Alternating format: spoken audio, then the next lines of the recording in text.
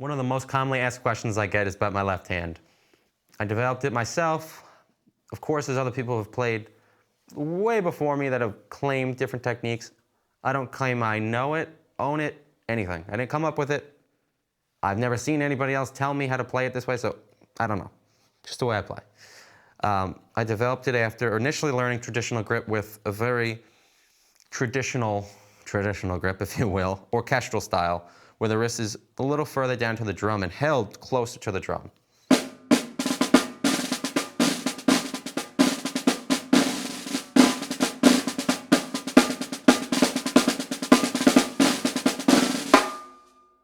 And I noticed trying to play around the drum set and also gathering speed, my wrists naturally, I didn't have very fast or fluid wrists. There's some drummers, a la Buddy Rich and other legends, who they can just muscle it out or wrist it out sometimes, where their wrist can just, flex it out. I couldn't do that. And the first inkling of I need to change this was I was watching Lewis Hayes. Lewis, amazing.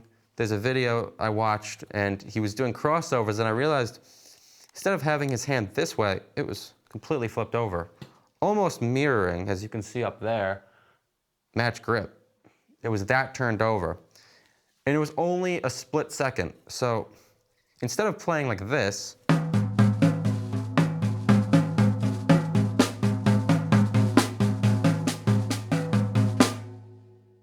in this particular video, Lewis was playing like this.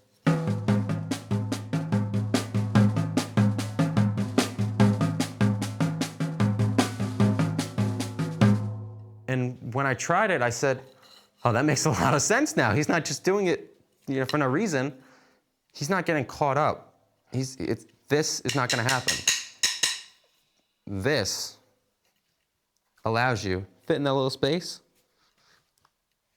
you're not going to get caught up. And that was like, wow, so I can change my grip without people telling me I have wrong technique. So I said, I'm going to do the same thing with my left hand on the snare drum. So a lot of people try to muscle it out with their wrists, and there's different opinions about that. And the second inkling I knew I could change something was I watched Tommy Igoe's DVD, Greatest Hands for a Lifetime, I believe it's called. And he was talking about this technique where you're alternating your thumb and your pointer finger.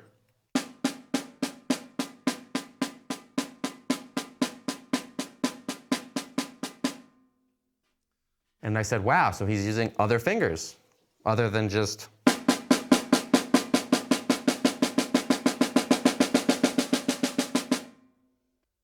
So I said, wait a minute, I can add in my pointer, my middle, my ring, I can do whatever. So I kind of think of it as gears on a car or a bike. So first gear, lowest gear, I can wrist it out.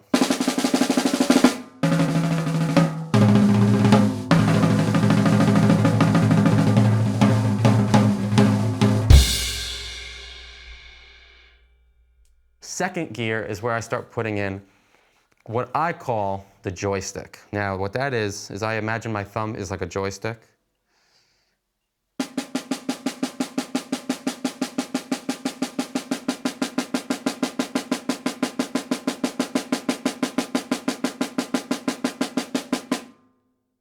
Very little motion. It's just this.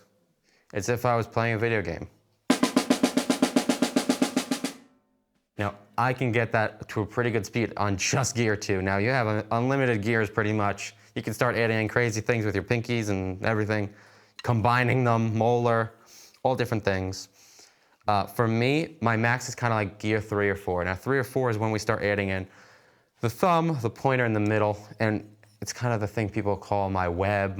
It looks like a spider web, or it almost looks like I'm playing guitar, I'm picking.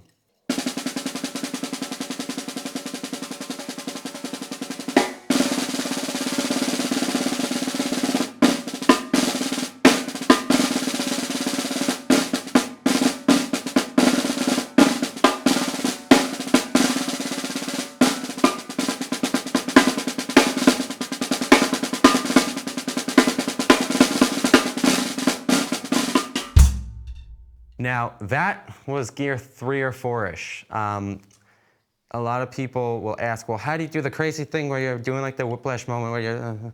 That's just the thumb and the pointer going back and forth. That's it. I utilize rebound And the biggest lesson, the biggest thing to learn this, don't overthink it.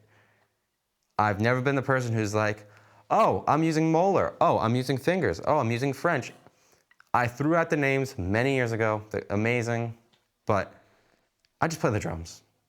That's it. I just hit this. I have fun. I play musical. I play drums.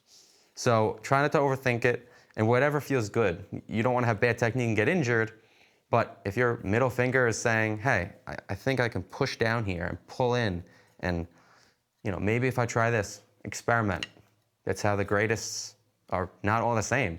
They were great in their own ways and unique.